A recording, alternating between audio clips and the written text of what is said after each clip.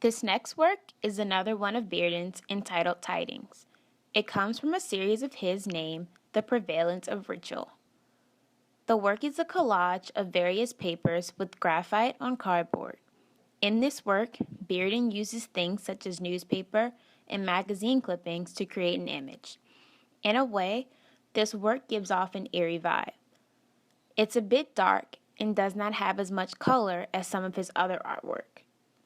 The left half of the collage seems as if it's its own painting, while the right half seems a little different. In the center of it all is a ladylike figure. All of her is pretty much in black and white except her eye, as if to say she's watching you. It looks as though she has wings on her back and is coming to comfort the other woman in the collage. Bearden's use of clippings from magazines and newspaper help draw our view to the center of the image, where most of the clippings are. In this work, Bearden also has many contrasts going on, with some of the image being in black and white and other part of the collage are in color. Again, here in this work, you can see how he simplifies his images by cutting them into triangle and square shapes. Bearden was known to have taken his magazine clippings from Ebony magazine and his newspaper clippings from local papers.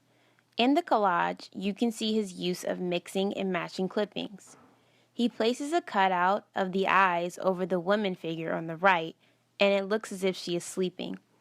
Though he mixed and matched the clippings, they seem to flow very well throughout the collage. Bearden was known to take his southern roots and apply them to his artwork. His artwork also shows the influences that he had.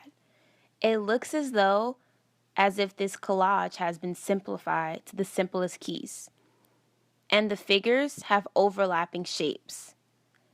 This was a movement known as Cubanism, and because of his influences with people such as Picasso, Bearden often used his influences in his artwork. This painting, Two Young Girls at the Piano, is a work of art that was created by the artist Auguste Renoir. Renoir was a leading painter in the development of the Impressionist style. The French-born artist Renoir lived from 1841 to 1919, and he created Two Young Girls at the Piano during 1892. Near the end of 1891, Renoir was invited by the French government to execute a painting for a museum in Paris, the Musée du Luxembourg, which was to be devoted to the work of living artists. He chose Two Girls at the Piano as his subject. Renoir depicts two girls at a piano in a burgess home, one in a white dress with a blue sash, seated playing, and one in a pink dress standing. Renoir was aware of the intense scrutiny this particular work of art would be subject to, and he took extraordinary care with this piece, to the point of developing and refining the work in a series of 5 canvases.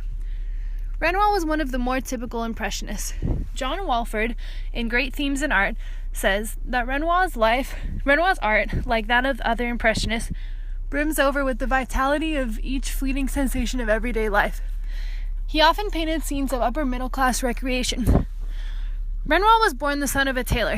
He became friends with Monet when he began to pursue his career as an artist. Monet influenced Renoir's use of light.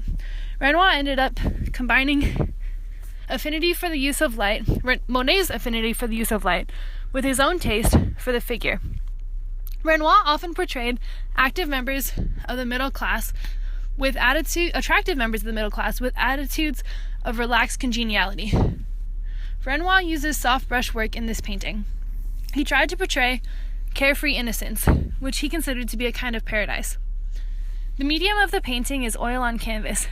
Renoir produced multiple drafts of Two Young Girls at the Piano, and even though Renoir did not highly value these drafts, they have since been highly valued. Thanks to his multiple drafts, Two Young Girls at the Piano is on display at the Musée d'Orsay in Paris, the Metropolitan Museum of Art in New York, and the Musée L'Orangerie in Paris.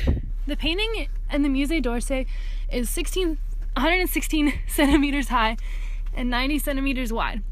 The version at the Met is 101 by 86 centimeters. The oil sketch in the Musée L'Orangerie is 116 by 81 centimeters, and the other drafts are in private collections. Of Renoir's 5 drafts of his work, The Lehman painting and the nearly identical version have long been regarded as the most accomplished variants of this intimate, engaging scene of Borges and domestic life. Renoir was quoted saying, "For me, a picture should be a pleasant thing, joyful and pretty. There are quite enough unpleasant things in life without the need for us to manufacture more." Cited in Hansen, page 38, by Art History Revised Edition, Volume 2, by Marilyn Stokestad.